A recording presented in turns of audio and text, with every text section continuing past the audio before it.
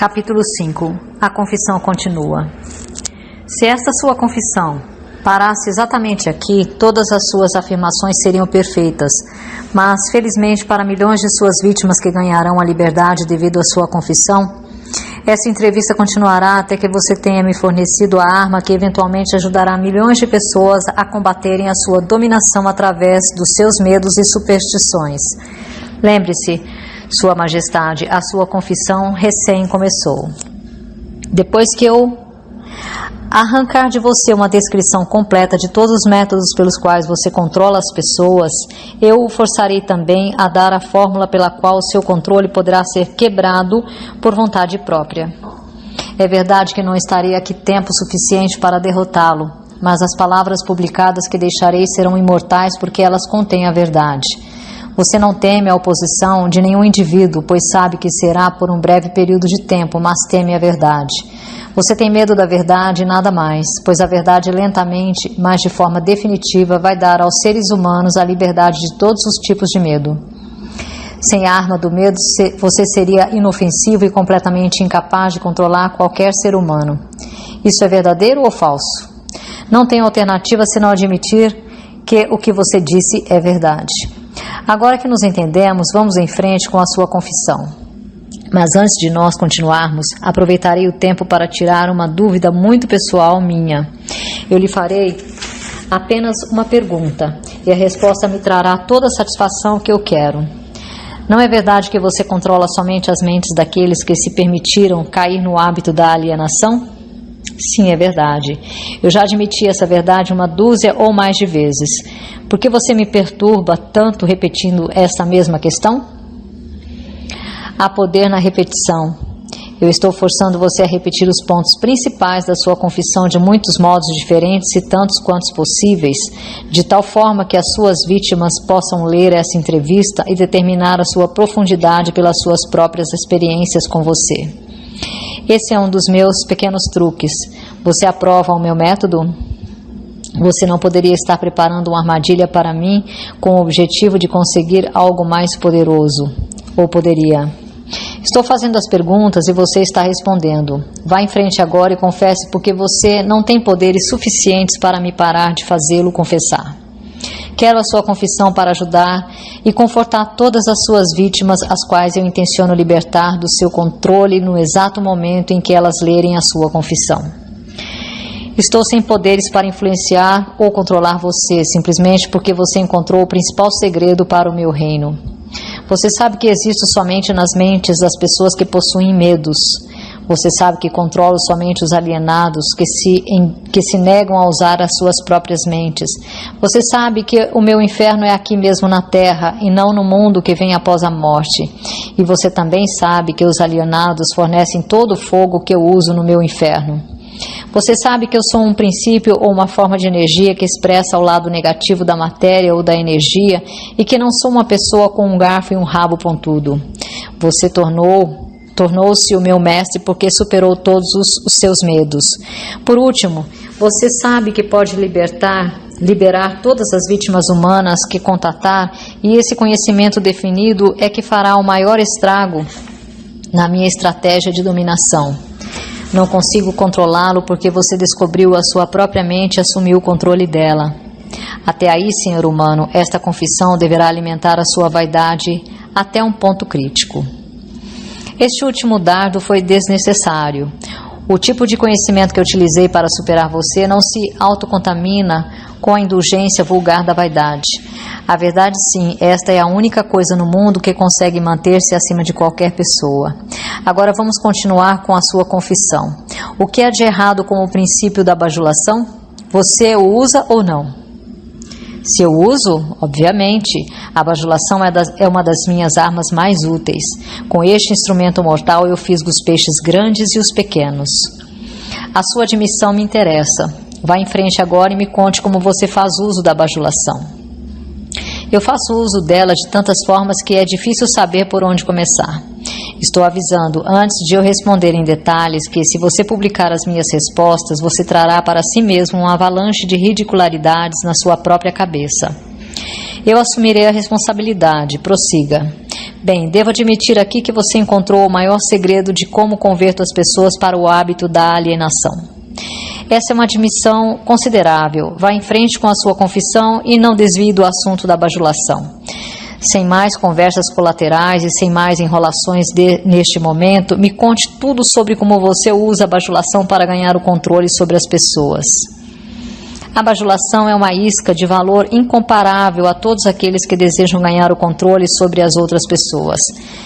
Ela carrega em si qualidades atrativas para outras pessoas porque opera através de duas das mais comuns das fraquezas humanas, a vaidade e o egocentrismo.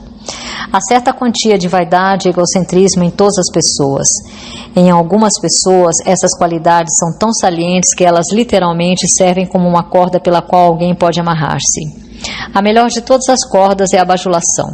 A bajulação é a isca-chave pela qual homens seduzem mulheres. Algumas vezes, na verdade, frequentemente, mulheres usam a mesma isca para ganhar o controle dos homens, especialmente os homens que não são dominados pelo apelo sexual. Ensina o seu uso tanto para os homens quanto para as mulheres.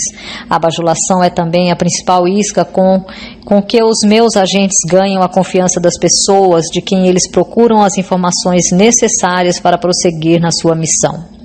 Onde quer que alguém pare para alimentar a sua vaidade pela bajulação, lá estou eu colocando o primeiro tijolo para construir mais um alienado. Não alienados não são facilmente alvos da bajulação. Inspiro pessoas a usarem a bajulação em todas as relações humanas onde seu uso é possível, porque todos aqueles que são influenciados pela bajulação tornam-se vítimas fáceis do hábito da alienação. Você consegue controlar qualquer um que seja suscetível à bajulação? Muito facilmente. Como eu já disse, a bajulação é de grande importância em tornar as pessoas presas fáceis ao hábito da alienação. Com que idade as pessoas são mais suscetíveis à bajulação? Idade não tem nada a ver com a susceptibilidade à bajulação. As pessoas respondem a ela de uma forma ou outra a partir do momento em que elas se tornam conscientes de sua própria existência até a sua morte. Através de que forma as mulheres podem ser facilmente bajuladas? Através da sua vaidade. Diga a uma mulher que ela está bonita ou que ela se arruma fantasticamente bem. Qual a forma mais efetiva em fisgar os homens? Egocentrismo, com E maiúsculo. Diga a um homem que ele tem um corpo forte como Hércules, ou que ele é um grande homem de negócios, e ele perderá totalmente a faculdade da razão e ficará dominado por um sentimento egocêntrico. Depois disso, você sabe o que acontece. Todos os homens são assim? Não. 2 a cada 100 homens possuem o seu ego tão sob controle que mesmo um bajulador profissional não conseguiria perfurar a sua pele mesmo com uma faca de açougueiro. Como uma mulher esperta consegue aplicar a arte da bajulação no momento de atrair os homens?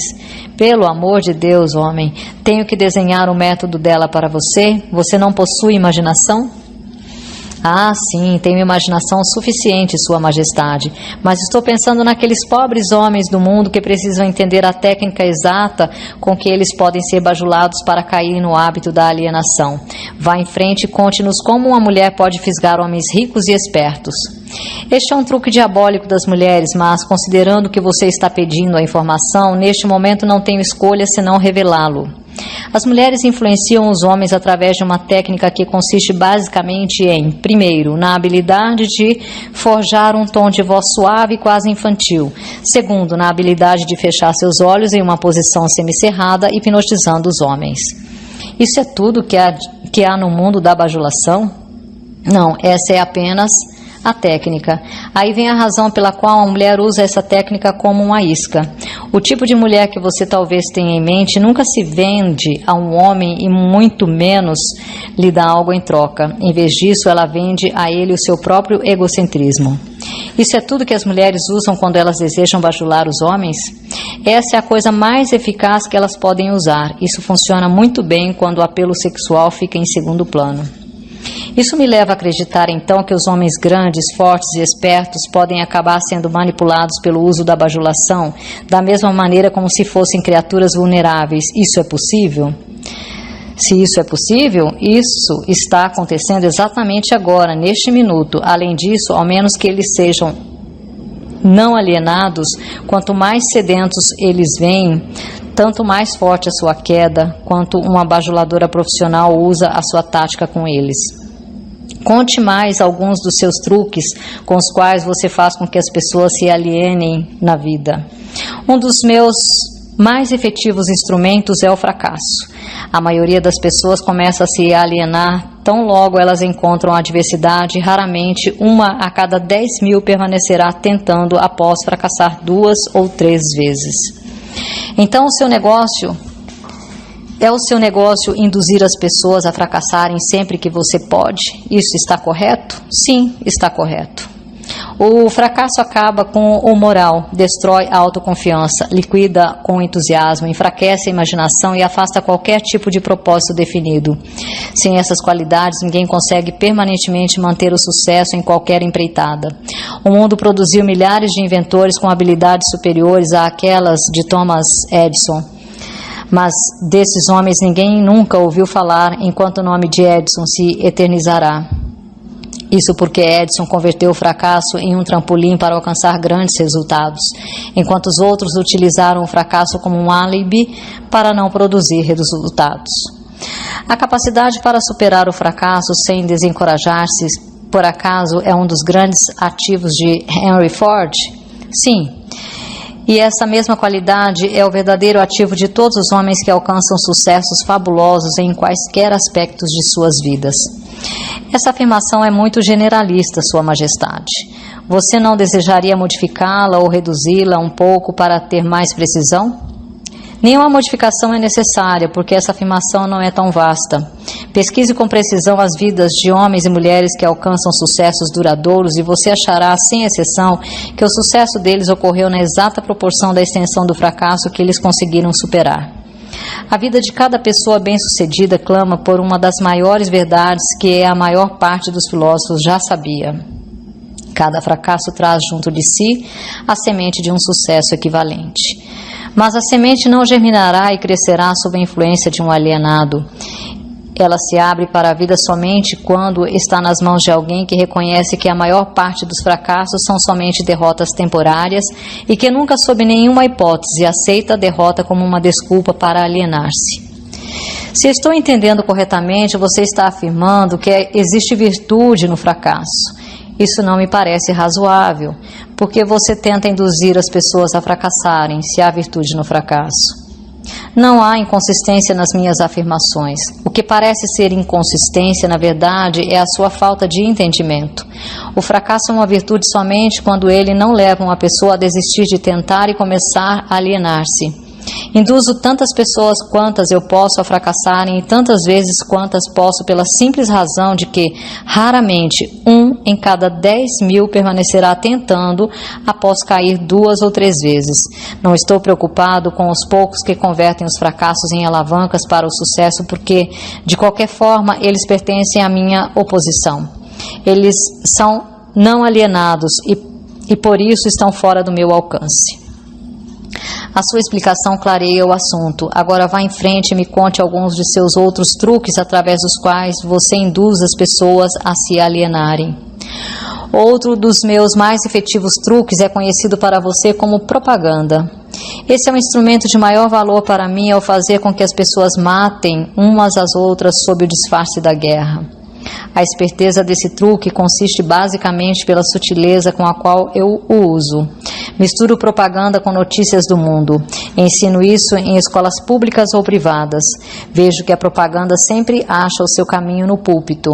Coloco cor nos filmes animados com ela. Faço com que ela entre em cada casa onde tenha um rádio ligado. Faço com que ela esteja nos quadros negros, jornais e programas de rádio. Eu a espalho em todos os lugares onde as pessoas trabalham e fazem negócios. Uso a propaganda para encher as salas dos tribunais das varas de família, principalmente quando se trata de divórcio. Também faço com que a propaganda sirva para destruir os negócios e a indústria. Na verdade, a propaganda é o meu principal instrumento para iniciar as corridas aos bancos. Meus propagandistas cobrem o mundo de forma tão eficaz e tão completa que consigo iniciar epidemias de doenças, incitar os líderes para a guerra ou fazer com que os negócios entrem em pânico sem ninguém saber por que nem onde começou. Se você consegue fazer tudo o que você diz conseguir fazer com a propaganda, não é difícil de imaginar porque temos tantas guerras e crises econômicas. Dê-me uma descrição simples do que você quer dizer com o termo propaganda. Apenas diga o que é e como ela trabalha. Desejo saber particularmente como você faz com que as pessoas se alienem através do uso deste instrumento diabólico. Propaganda é qualquer instrumento, plano ou método pelo qual as pessoas podem ser influenciadas sem saber que estão sendo influenciadas, ou até mesmo a fonte dessa influência. Propaganda é usada nos negócios com o principal objetivo de desencorajar a concorrência. Empregadores a usam para ganhar vantagem sobre seus empregados. Os empregados retalham, usando a propaganda para ganhar vantagem sobre os seus empregadores. Na verdade, ela é usada tão universalmente e através de uma técnica tão bonita e delicada que mesmo quando é detectada, ela parece inofensiva. Eu suponho que alguns de seus garotos, neste exato momento, estão engajados em preparar as mentes dos americanos para se alienarem, para aceitar alguma forma de ditadura. Conte-me como eles trabalham. Sim, milhões de meus garotos estão preparando os americanos para se tornarem hitlerizados. Meus melhores garotos estão trabalhando através da política e da organização dos trabalhadores. Nós temos a intenção de assumir o país por meio de eleições em vez de armas. Os americanos são tão sensíveis que eles jamais aceitariam o choque de ver a sua forma de governo modificada com a ajuda de armas ou tanques de guerra. Então os nossos garotos da propaganda estão servindo a eles uma dieta que eles engolirão, preparando uma luta entre empregadores e empregados e fazendo com que o governo se volte contra a indústria e o comércio. Quando a propaganda tiver feito o seu trabalho por completo, um dos meus garotos servirá como um ditador e os 9 velhos da sua Suprema Corte, com suas tolas noções da Constituição, partirão. Todos terão um emprego ou serão alimentados a partir dos cofres do governo.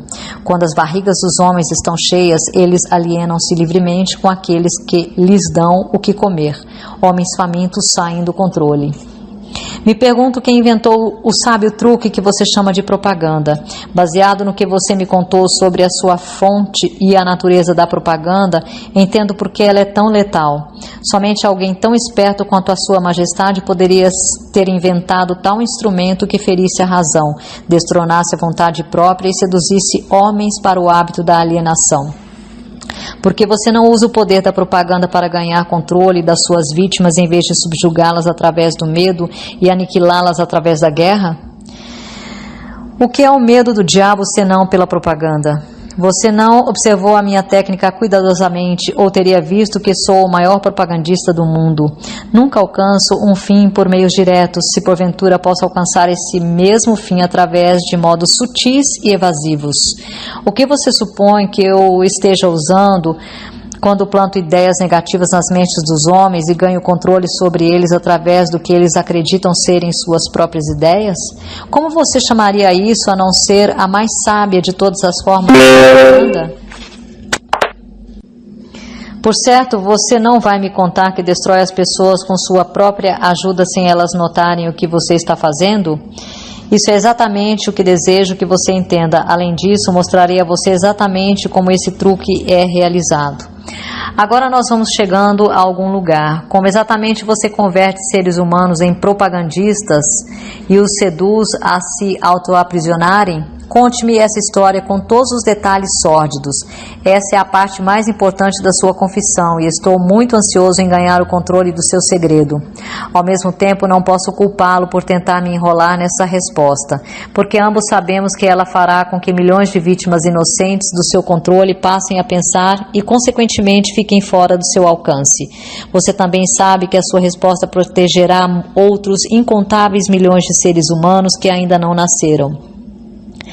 As suas deduções estão corretas. Essa parte da minha confissão me fará mais estragos do que todo o resto que eu farei.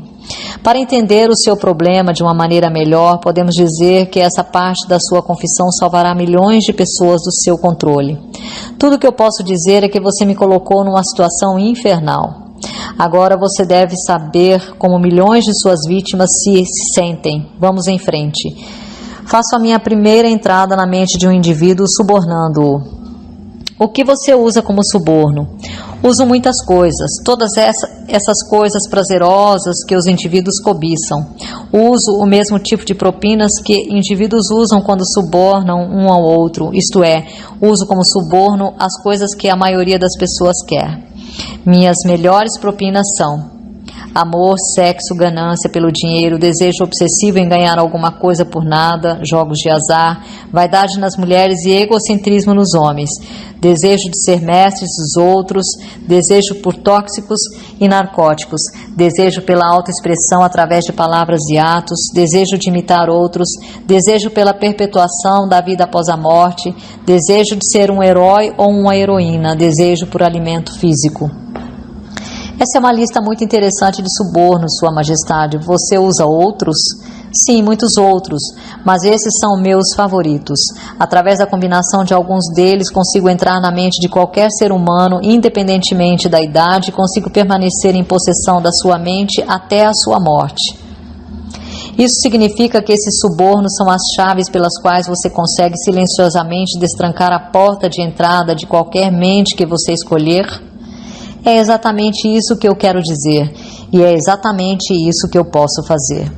O que acontece quando você entra na mente de uma pessoa que ainda não está no hábito da alienação, mas pertence à classe dos 98% dos seres humanos que são alienados em potencial? Trabalho imediatamente para ocupar o máximo que eu conseguir da mente dessa pessoa. Se a maior fraqueza desse indivíduo é o desejo por dinheiro, começo a jogar moedas na frente dele, claro, falando em sentido figurado. Intensifico o seu desejo e o induzo a perseguir o dinheiro com todas as suas forças. Então, quando ele chega perto do momento de abocanhar o dinheiro, eu simplesmente tiro-o da sua frente. Esse é um velho truque meu. Depois desse truque ter sido repetido algumas vezes, o pobre infeliz desiste e se entrega. Aí então eu tomo conta de um pouco mais de espaço da sua mente e acabo por preenchê-lo com o medo da pobreza. Esse é um dos melhores preenchedores de mente que eu tenho.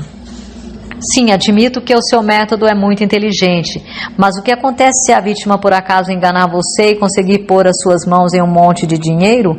Você não consegue preencher a sua mente com o medo da pobreza? Consegue? Não, não consigo. Ocupo o espaço preenchendo a sua mente com alguma coisa que sirva ao meu objetivo da mesma maneira. Se a minha vítima conseguir alcançar e for bem sucedida no seu desejo por dinheiro, muito dinheiro, começo a induzi-la com todas as coisas que ela pode comprar com dinheiro. Por exemplo, faço com que ela consuma alimentos altamente calóricos. Isso reduz a sua capacidade de pensamento, coloca o seu coração em risco e começa um caminho para a alienação.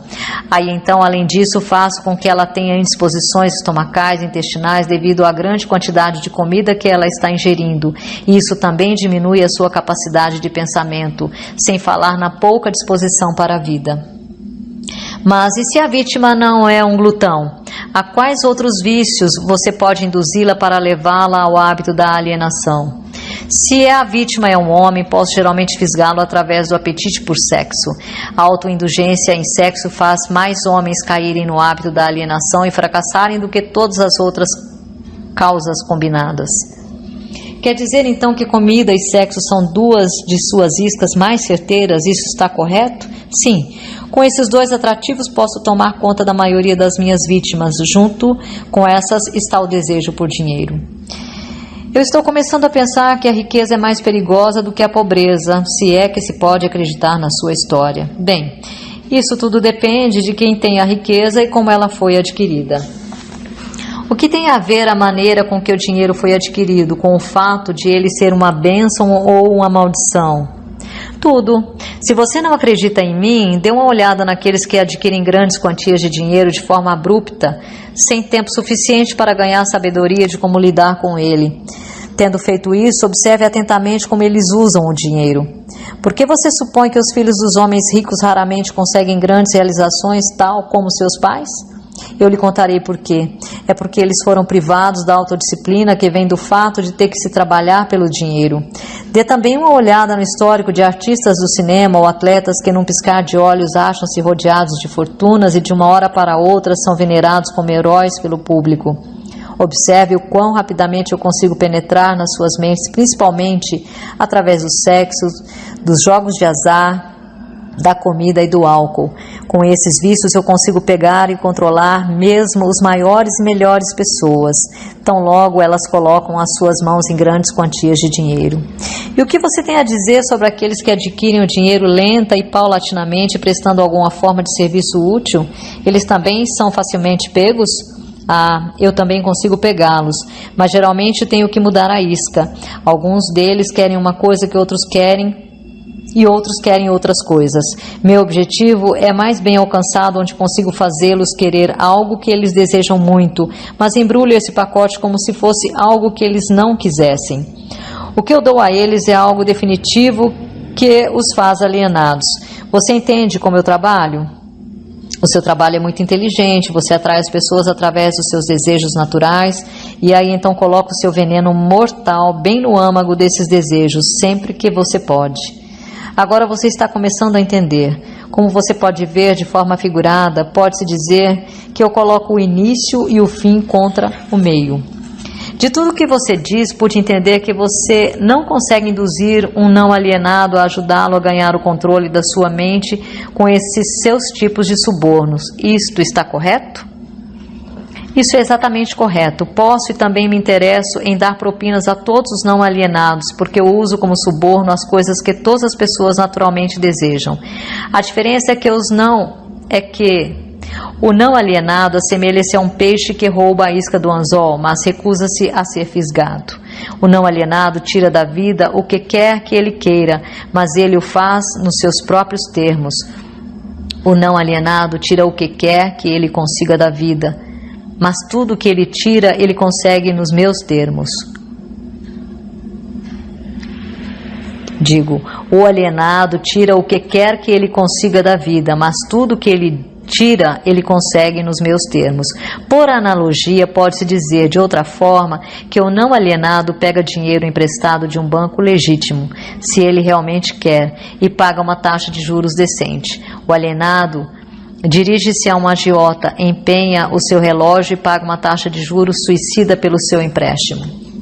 Então eu concluo por todas as suas afirmações que no final das contas as suas mãos estão de alguma forma ligadas em todas as misérias e problemas das pessoas, mesmo que a sua presença não seja visível.